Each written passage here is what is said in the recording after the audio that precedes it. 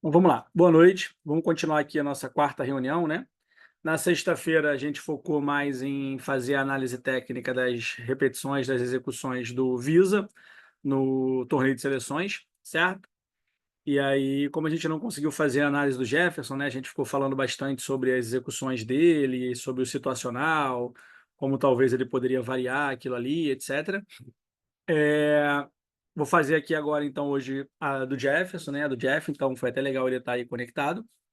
Então a gente vai fazer a análise das execuções do Jeff. E aí, na semana que vem, a gente fala um pouquinho sobre algumas execuções de vocês no camp e sobre uma atividade que eu passei aqui para vocês fazerem também. Então a gente faz análise ali de algumas reps, tanto do camp quanto do da Torneio de gravação. seleções. Da gravação que vocês vão fazer. Só um minutinho aqui, que agora que eu vi que a bateria aqui do laptop tá ruim, tá acabando, só pegar o carregador aqui, só um minuto.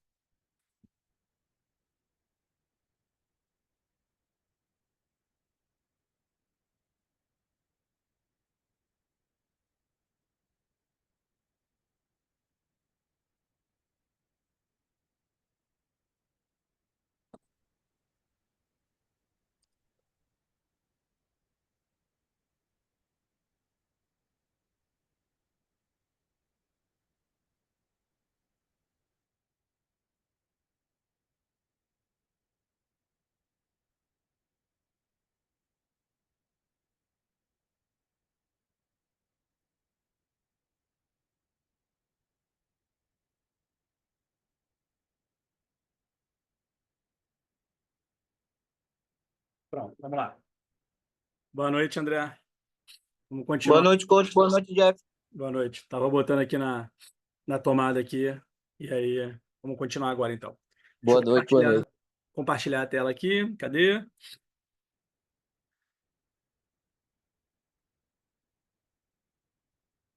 Aí.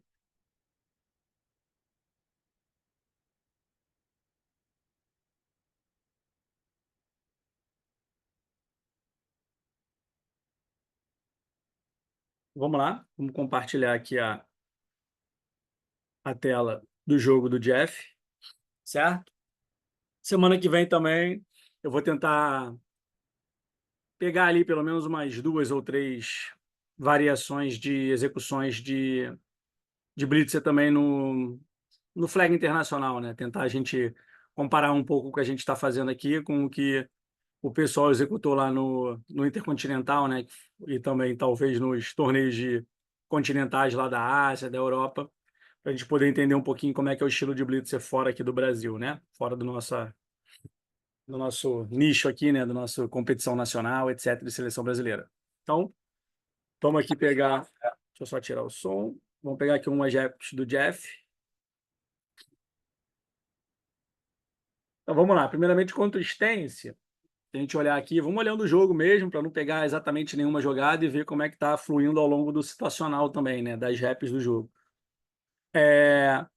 Contra o stance, tu podia estar com o ombro um pouquinho mais à frente, né? Do joelho, tá distribuindo esse peso um pouquinho mais para a ponta do pé, embora o teu pé esteja ali, né? Até que posicionado o pé da frente um pouquinho legal ali, ele está com peso ainda, né? Com o calcanhar um pouco fora do chão. A gente viu lá na semana passada, na sexta-feira, que o Visa estava com esse pé da frente muito flat, né? Muito apoiado no chão direto. Cuidado com a sinalização O da mão, sinal né? da Blitz. É, Aham. o sinal está na frente da cabeça e não em cima da cabeça. Né? Te confessar que assim, eu não me lembro de algum hábito marcando, desde que você esteja com a mão levantada, eu não vi nenhum árbitro marcando porque ela não estava acima da cabeça, mas pode ser que seja marcado uma sinalização ilegal de blitz ou algo do tipo, né? Então, legal a mão estar acima da cabeça, e não, inclusive não à frente, né? Além de estar para o alto, estar para cima, para não estar na frente. Porque, teoricamente, também, pela regra, o seu corpo tem que estar todo atrás da linha das 7 jardas, né? Você tem que estar posicionado a 7 jardas. Então, pode ser que algum árbitro interprete como a sua mão na frente das 7 jardas, como você também não estando respeitando a distância necessária, né? Eu nunca tinha reparado também, não. Eu vim começar a reparar depois do camp, quando o senhor me corrigiu. Aí, depois daquilo ali, eu tentei já começar Mão a para levantar cima. mais. É, tu estava executando também no camp a mão muito para frente, né? Muito baixo e muito para frente. Botei aqui na velocidade de 0,75 só para ficar um pouco mais lento da velocidade normal, para a gente poder dar um pause ali um pouquinho melhor, mas também a gente não perder a noção da velocidade do movimento, né?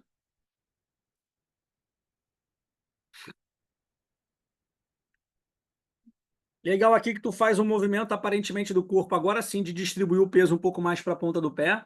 Então assim, teu stance que estava um pouquinho para trás, deu para ver que aqui no pré-snap tu meio que começou a tentar se desequilibrar, né? Jogar o peso para frente ali para poder jogar ele mais para a ponta do pé. Então, o que estava ali totalmente, teoricamente um pouco mais errado, né? Vamos dizer assim, no início, que teu peso estava um pouco mais para trás, deu para ver que você meio que tenta adivinhar ali o snap, né? E já transferir esse peso para frente um pouco antes da saída.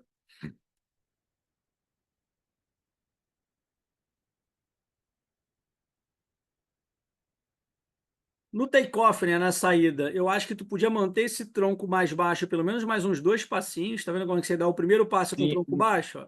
E E aí, aí no segundo eu já fico logo depois, tu vertical. já levanta e agora já tá com o corpo um pouco mais reto. Ó. Então, assim, tentar dar ali pelo menos uns 2, 3 passos, 4 passos, né? Que a gente chama ali de 2 passadas. Pelo menos as primeiras ali um pouco mais explosivas. Mas foi o que eu falei com o Visa também, na sexta-feira. Sendo uma drive starter, como teoricamente, às vezes vocês também já querem fazer alguma leitura ali, porque pode ser um quick pass, né? Um passe ali mais rápido e tal. Às vezes, instintivamente, mesmo numa primeira ou segunda descida, a gente levanta o tronco um pouquinho para meio que olhar, né, qual é a movimentação do QB, para onde que ele está olhando, para meio que tentar cortar a linha de passe, né? Já que teoricamente vai ser um passe mais rápido e a gente talvez não vá conseguir chegar a tempo em tempo. Então, assim, não tem tanto problema sendo uma primeira ou uma segunda descida fazer esse take-off analisando um pouco o jogo, né? Principalmente se for um time que tenha jogada no backfield, então às vezes vocês têm, né, na primeira ou segunda descida ali, principalmente na segunda descida, tem time que às vezes fazem uma jet sweep, faz algum segundo passador descendo, então você começar ali os 2, 3, 4 primeiros passos olhando já um pouquinho e não com um tronco tão inclinado, pode ser até bom. Só cuidado o seguinte, se a gente perder muita velocidade nesse take-off, aí pode ser que a gente dê para o QB uma segunda leitura. Então, o que a gente quer numa drive starter é o QB ter só uma leitura, né? Não ter muita leitura ali, muita opção de passe. Então, ele tem que ter ali só a primeira leitura dele, talvez. Ou talvez ler a rota quente, se ela não tiver aberta, ter como dar só a bola no check down, né? Na flatzinha, numa jogada mais curta. Então, assim, a gente pode até sair a blitz analisando um pouco mais, não sair tão baixo numa primeira ou segunda descida, para tentar meio que ir na linha de passe do QB e tentar atrapalhar uma linha de passe. Mas a gente tem que ter cuidado também para não perder muito tempo e não dar muito tempo para o QB poder lançar, por exemplo, um passe mais profundo, né? A gente já tomar ali, sei lá, 10, 15, 20 jardas num primeiro passe. Vamos aqui analisar de novo só o restante. E aí, beleza, você tenta ali atrapalhar a linha de passe. Interessante, assim, que foi o que eu falei, a gente na Blitz, né, numa primeira descida ou numa segunda descida, muitas vezes, como Blitz, a gente não vai ter muita coisa para fazer, certo? A gente não vai ter muito o que fazer, né? Porque é uma jogada geralmente de um passe mais rápido, e geralmente a rota se desenvolve antes de você conseguir chegar no QB. Mas o importante é isso, é você não dar uma outra leitura. Então tem aqui o Edu, né? Tá livre. Essa é a primeira opção de passe aqui, provavelmente, do QB.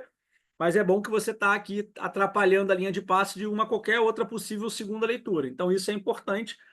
A gente não dá muita opção para o QB numa primeira ou segunda descida, porque muitas vezes a gente não vai conseguir sacar ou atrapalhar tanto assim, porque normalmente é uma jogada de rotas mais curtas, né? Menos profundas.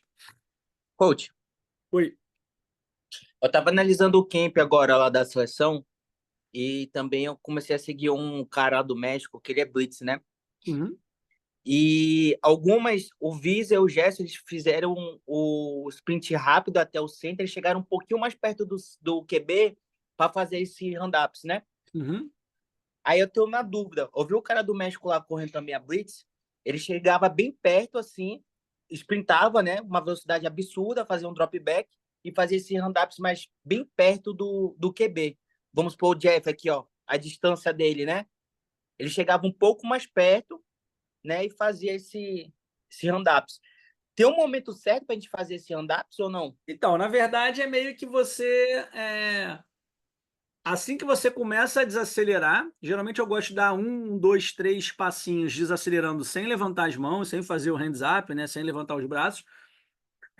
E depois eu começo a fazer para já atrapalhar uma segunda leitura. Porque às vezes o QB está olhando um lugar, e aí se você está com o braço mais embaixo, às vezes com a própria visão periférica dele, ele consegue ver uma rota se desenvolvendo atrás de você e ele consegue progredir para uma segunda leitura. Então, assim, deixar para levantar os braços mais próximo do QB é interessante pelo fato do QB talvez achar que pode passar por cima de você e na hora que você levanta o braço, você bloquear. O Visa estava fazendo isso também em algum campeonato, enfim, eu não sei exatamente se foi no camp, no campeonato, e aí ele estava às vezes levantando o braço atrasado. Aí eu falei com ele, pô, Visa, é interessante você deixar para a última hora, acho que foi no camp, aí é interessante você deixar para a última hora para às vezes você bloquear, mas algumas vezes você está levantando atrasado, então está dando uma janela de passe por cima de você. Então, assim, falar para vocês qual é o momento certo vai variar de descida, vai variar de tipo de QB. Por exemplo, o Pedalada, o Paiva, é um QB que ele faz muito passe em step back, né? Fazendo aquele passinho para trás e lançando a bola por cima da cabeça, por cima do blitzer, inclusive. Ele é um cara que faz muito esse tipo de lançamento, né? Gosta de fazer esse lançamento, deixar o blitzer chegar perto dele, faz um step back e lança o passe mais por cima da cabeça, não faz um lançamento com braço, né? Com um braço do lançamento tão de lado. Então, por exemplo, quando eu enfrentava o Paiva, né? Pelo Vasco, enfim, né? Que foi a maioria dos jogos do Vasco contra o RFA, eu falava para o novato, por exemplo, que era o nosso blitzer mais alto, né? Tinha o Eric, o novato. O próprio Roraima é mais baixo, né? Não é tão alto quanto o Visa, por exemplo, ou o próprio novatinho. Eu já pedia para o novato fazer o hands up antecipadamente, para não dar a leitura do Paiva por cima dele, entendeu? Não dar essa opção. Às vezes, você vai entender que é mais eficiente realmente levantar o braço, dar essa janela para o QB e levantar o braço para bloquear. Principalmente se for um QB que tem um release mais lento. Tem QB que quando ele começa a lançar, a bola saiu e tu nem viu. Já sempre ele vai levantar atrasado. Tem QBs que tem um release mais lento. Se o cara tem um release mais lento, dá para você, às vezes, levantar o braço e você bloquear o passe antes da bola sair. Tem QBs que tem um release muito rápido. Na hora que ele começa a executar, a bola já está saindo e aí você levantar, vai levantar sempre atrasado. Então não existe necessariamente um padrão único quando a gente fala de hands up, de levantar as mãos. O interessante é você entender como isso pode ser aplicado e principalmente saber executar de forma diferente. Sei lá, o Coach Quinho lá no Mundial, ou algum auxiliar, ou algum outro coach do time Finlândia, né? Ou, por exemplo, o coach Ferretti, ou qualquer outro coach do México. Chegar para vocês e pedir para vocês atrasarem o hands up, ou seja, fazer mais perto do QB, ou adiantar esse hands up, ou seja, fazer antes, o importante é você saber executar, certo? Agora, falar que existe um padrão também não tem, porque depende de que QB que você está enfrentando, depende do situacional. Por exemplo, numa terceira descida, não tem muito sentido você fazer um hands up muito antes. Porque numa terceira longa, né? Desculpa. Numa terceira descida longa, geralmente o QB vai esperar todo mundo desenvolver as rotas para depois lançar. Ele vai lançar provavelmente quando você já estiver perto dele, porque é o tempo que ele vai dar o máximo possível para os wides gerarem separação. Então, provavelmente, você vai querer ficar a maior parte do tempo correndo, com o tronco inclinado para frente, vai querer fazer ali uns 4 passos, 5 passos, né, ou mais até inclinado, para começar a desacelerar mais perto dele, ou seja, para dar o mínimo de tempo possível. E aí, se você vai estar chegando perto dele mais veloz, você também não quer que ele consiga sair da sua blitzer. Então, você vai precisar ter mais prudência na hora de desacelerar. Quando a gente desacelera com as mãos para o alto, é mais difícil do que quando você está desacelerando com as mãos para baixo. Isso é uma questão lógica de biomecânica, enfim, do centro de gravidade, do centro de massa. Quando a gente levanta os braços, a gente tem mais massa corporal para o alto, né? e é o nosso centro de gravidade, o nosso centro de massa vai deslocar para cima, e quanto mais longe do chão o centro de massa tiver, mais desequilibrado você vai estar. Então é legal você, primeiro, focar na desaceleração e deixar para levantar os braços, né, fazer um hands up mais próximo do QB, porque esse QB não vai soltar a bola provavelmente muito antes, porque os wides ainda estão desenvolvendo a rota, e aí você dá um foco na desaceleração para poder não cometer uma falta ou não tomar um drible do QB, entendeu? Então, assim, vai variar dentro do jogo de acordo com o situacional, vai variar dentro do jogo de acordo com o estilo do QB que você está enfrentando. Então, não existe fórmula mágica, né? É o que provavelmente o Visa vai, né? Botou lá e a gente fala sempre, né?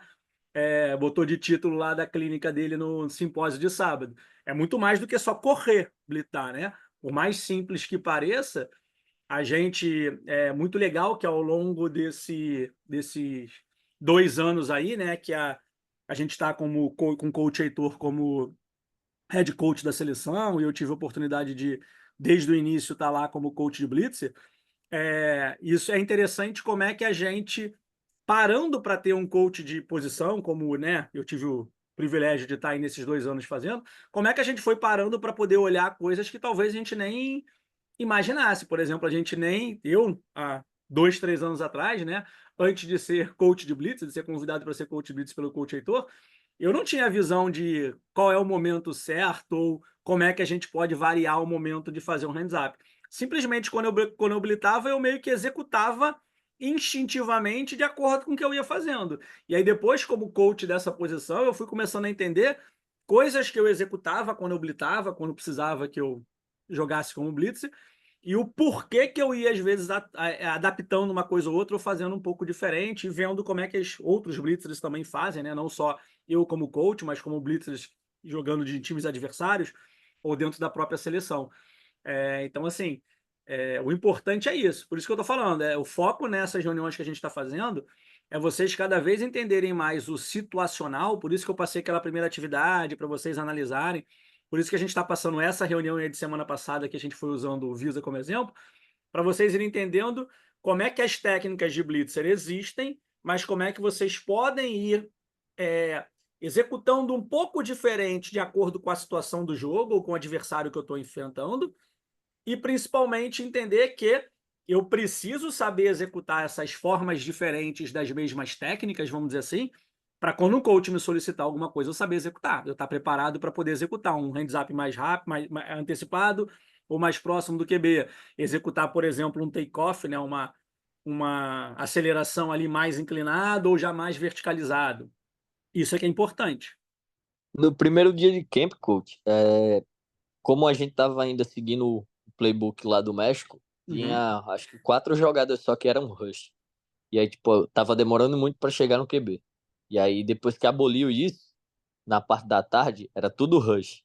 E aí a gente percebeu também que tava atrasando porque a gente tava fazendo hands-up logo quando passava do center. Tipo, tanto eu como o Pimentel percebia. Passou do center, a gente tava levantando. E aí, tipo, tava levantando muito antes do que, tipo, enfim, o coach Ferret tava pedindo, porque ele tava pedindo velocidade, velocidade, velocidade, e quando a gente começou a rushar, a gente começou a atrasar o nosso rush, porque a gente tava fazendo antes do hand-up, os hand-up.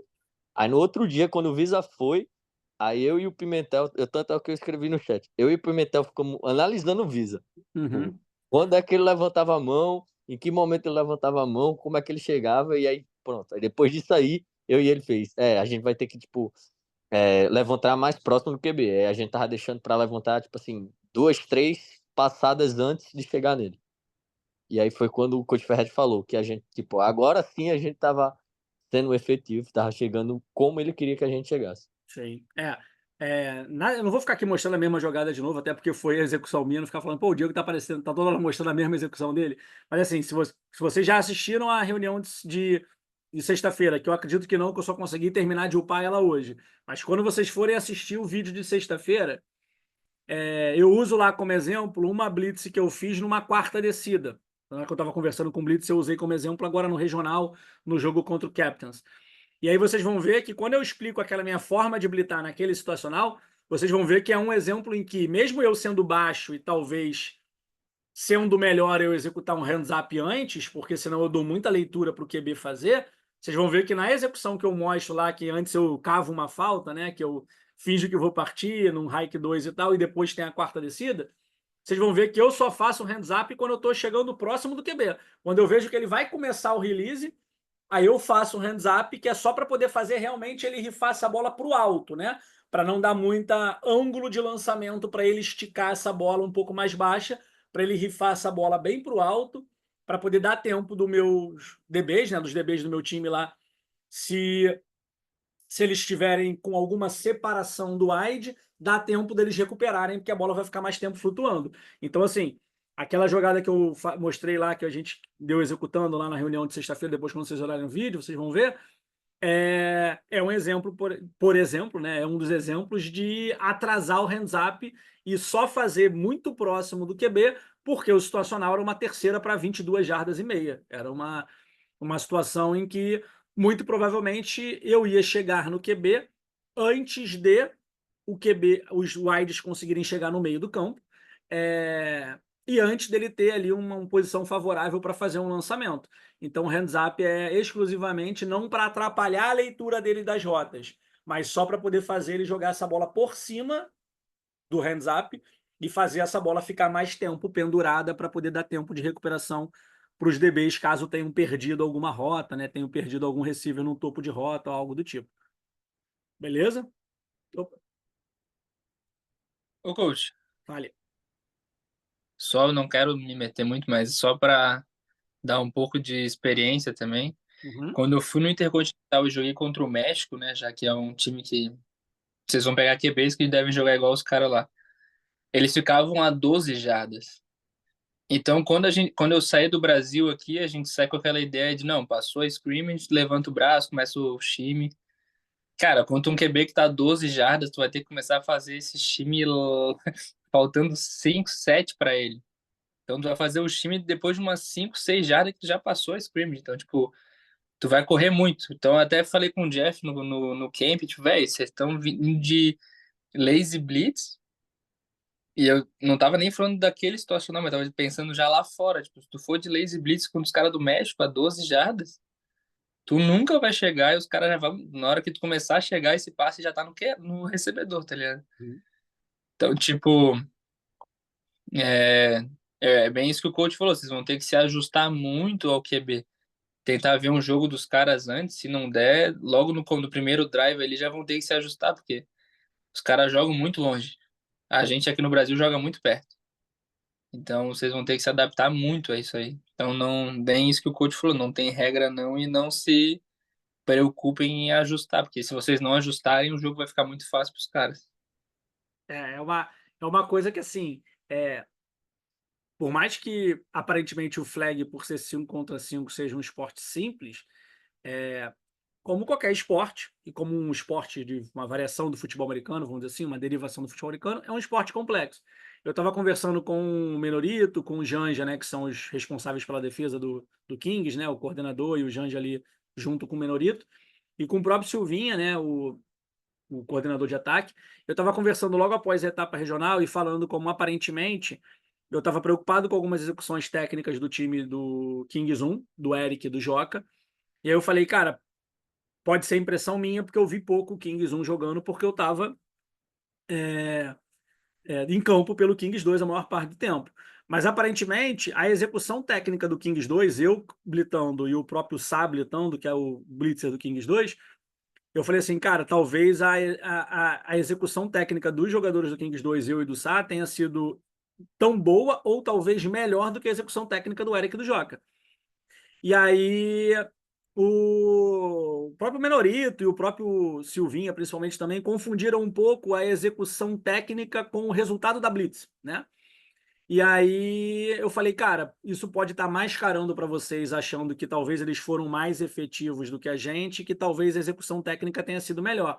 Até porque, de maneira geral, eu vi o time do Kings 2 enfrentando QBs que eram mais QBs nesse sentido de ficar mais as jardas para trás e ter um braço mais forte do que o time do Kings 1, que enfrentou o time do Itapetininga Kings, que é um time muito novo ainda, enfim, de um projeto social também, etc e tal, e dos Nasp Dogs, que é um QB que fica a 5 jardas, 6 jardas do snapper. E aí eu falei, ó, isso pode estar mascarando para vocês a performance, porque vocês estão só levando em consideração performance e não execução técnica, e vocês não estão conseguindo comparar o tipo de dificuldade que o Blitzer encontrou. Que é mais ou menos isso que o Blitzer falou. Às vezes, pode parecer que às vezes um Blitzer ou um sistema defensivo, ou você está muito bem num jogo, porque você está enfrentando um Blitzer que fica ali a 6, 7, 8 jardas. E aí, quando você passa para uma realidade de um QB que fica mais longe, ou que faz um dropback, que fica a 8 jardas e faz, sei lá, 3 passos de dropback, vai parar ali a 10, 11, 12 jardas, e aí você vê a diferença, entendeu? De como é difícil ser efetivo contra um jogador que está muito mais longe do que naturalmente você está acostumado a enfrentar, e como é que você vai ter que adaptar teu jogo também por conta disso. Então, assim, é interessante isso que o Visa falou, que ele teve essa vivência, né, do flag internacional de enfrentar blitzes que ficam muito longe, né? Aqui no flag nacional, o único que me vem à cabeça, assim, de executar durante a Copa do Brasil uma distância tão grande era o Caravita, quando jogou pelo Vilers, né? É um dos poucos QBs que ficava assim tão longe do, do snap, né? Da scrimmage. Então, assim, não adianta. Às vezes você vai enfrentar uma situação que não deixa de ser um adversário em que você vai ter que ajustar a tua forma de habilitar. E a sua referência não vai ser mais a linha de scrimmage para começar um time. A tua referência vai ser o QB. Você vai sempre acelerando o máximo possível e entendendo o quanto você consegue estar próximo dele até começar um time hands-up, sem chegar nele desequilibrado, vendido ou cometendo talvez uma falta. E aí você vai ter que ir ajustando isso com um ponto de referência sendo o próprio QB. Isso, ô coach, só para Pode ir, vou só passando aqui a jogada, mas pode ir falando, só para a gente adiantar para o próximo rap. Vai falando. talvez seja interessante a gente entender quantas jardas a gente precisa para frear Sim, do que a gente precisa para acelerar, porque se tu precisa de 3 jardas para frear, o teu time vai ter que pode começar muito depois, tu consegue ficar mais tempo na fase de aceleração. sim. Tu acaba melhorando muito a tua blitz só nesse detalhe de começar a frear 1 ou 2 jardas depois, tá ligado? Exatamente, assim, é isso que eu estou tentando incutir cada vez mais para vocês nesse novo ciclo agora, certo? Que, cara, num nível de seleção, né, um próprio nível de superfinal, a cabeça de vocês tem que estar processando tudo o tempo todo, o máximo de informação o tempo todo. Você não pode estar só correndo, você tem que estar correndo e entendendo. Como é que eu cheguei? Cheguei equilibrado, cheguei desequilibrado. Dá para dar mais uma passada, meio passo, um passo, enfim, a mais correndo para depois começar a desacelerar.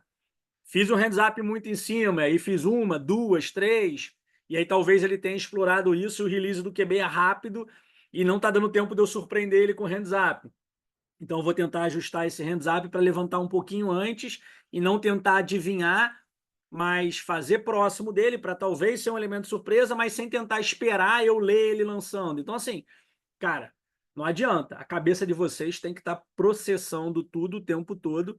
E aí, quanto mais informação eu tenho para passar para vocês agora disso, né? A gente nos outros ciclos era muito a execução técnica. Você tem que fazer isso, começa a fazer isso, levanta isso, faz isso.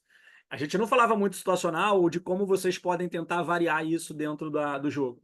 Agora que vocês já conhecem, que os coaches de blitzers das seleções regionais já conhecem quais são os fundamentos, as técnicas, etc e tal, nesse ciclo é isso. A gente tem que trabalhar para vocês serem cada vez mais coaches de vocês mesmos dentro do campo, né? Por mais que a gente tenha o coach Quinho, o coach Heitor, a coach Letícia, os coaches de sideline, de campo, quanto mais informação você conseguir processar e ir adaptando o seu jogo, mais fácil vai ficando de você ser eficiente e talvez o coach precisar intervir menos, né? Então é isso. Não é fácil. E isso e depois que você começa a entender cada vez mais isso, né? Isso fica inclusive prazeroso. Foi o que eu falei, o jogo que eu joguei contra o Roosters na regional agora, para mim foi o jogo mais divertido de jogar. Porque o tempo todo eu estava tentando adivinhar quem é que ia receber o snap, que jogada que eles iam fazer, se ia ter jet ou não ia. E aí eu me posicionava perto dos scrims para poder tentar atrapalhar a leitura deles. E aí no pré-snap eu voltava para poder eles acharem que eu estava marcando algo no backfield, mas na verdade eu estava marcando zona, então eu tentava fazer uma leitura diferente para eles. Então, assim, sou suspeito de falar, mas para mim são os jogos mais prazerosos de jogar, são esses que eu tô tendo que não só executar, mas que eu tô tendo que adaptar o que eu tô fazendo em campo mediante o estímulo que o adversário está dando, ou o tipo de jogo que o adversário está fazendo. Então, de novo, aqui contra o Stance foi legal, até falei aqui antes, acho que do Visa logar. O pé do Jeff não está tão flat quanto o da frente do Visa estava, né? Que a gente falou na sexta-feira. Ele já está aqui um calcanhar um pouco levantado também, distribuindo esse peso um pouquinho para o pé da frente.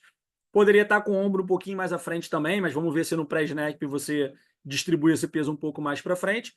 E o sinal a gente já falou lá no camp, inclusive você já falou que já está corrigindo esse sinal com a mão um pouco mais para baixo, né? Aqui, legal, tá vendo? Então, de novo, você tá com esse ombro um pouco mais para trás do joelho, mas deu para ver que no pré-snap você já foi começando a projetar esse ombro um pouquinho mais para frente, distribuir mais o peso do corpo no pé. Então, isso é legal, favorece com que você não faça um falso step, que você parta realmente aqui, ó, com toda a força no pé de apoio.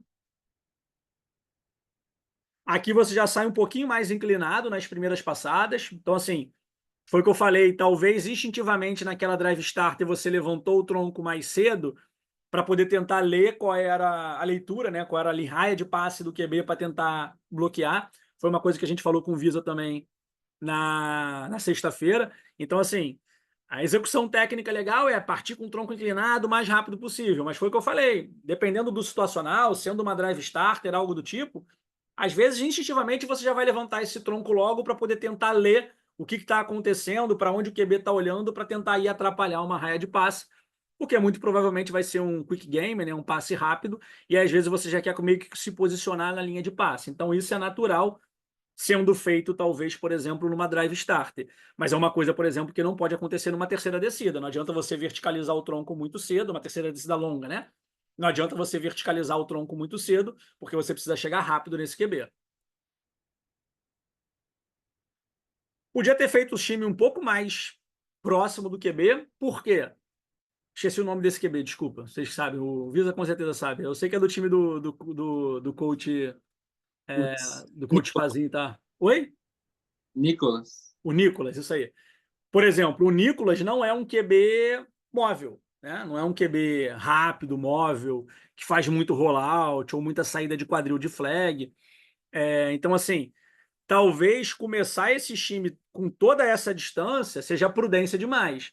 Então, por exemplo, de acordo com o adversário que a gente está enfrentando, um QB que é menos móvel, faz menos rollout ou algo do tipo, esse time nessa distância inteira do Jeff foi talvez muito prudente. Poderia ter sido mais próximo ali, umas 4 jardas, 5 jardas, né? Aqui tá com 5 jardas, mais umas quase 3, quase 8 jardas, e como tá na diagonal, né? Deve ter ali pelo menos mais umas 3 jardas aqui de lateral, então deve estar algo perto ali de 8, 9 jardas, talvez, quase 10 jardas de distância. Então foi um time muito cedo para o estilo de QB. Ah, estou enfrentando um time que o QB é mais móvel, tipo Estados Unidos, ou, por exemplo, lá no Sul-Americano a gente enfrentou o Chile, que fazia 2 QBs, ou o próprio QB era um pouco mais móvel. Aí talvez fazer um time antecipado seja mais prudente, para evitar que ele saia ali da sua blitz, né, da linha da blitz, para poder buscar uma outra janela de passe. Mas contra o Nicolas foi um time muito antecipado. Pode usar como referência, por exemplo, o QB, né? Se você está blitando contra um QB menos móvel, aí a tua referência nem precisa ser muito a scrimmage, foi o que a gente falou, pode ser mais o QB. Tá vendo? Você chegou, ele lançou a bola, você ainda estava umas 3, 4 jardas. Se você tivesse feito esse time mais próximo, tá vendo? Ter dado pelo menos uns 2 passos aqui, ó, começar desse time aqui, vamos ver no final da jogada, você estaria mais aqui, ó. Então, estaria um pouco mais atrapalhando ou apressando o passe do Nicolas, né?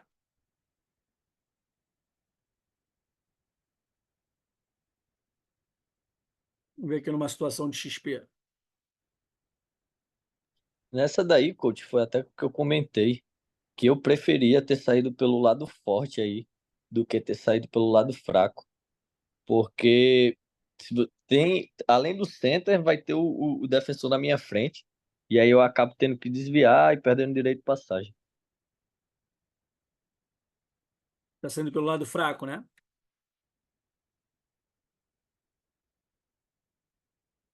Mas aí vira uma tríplice, né?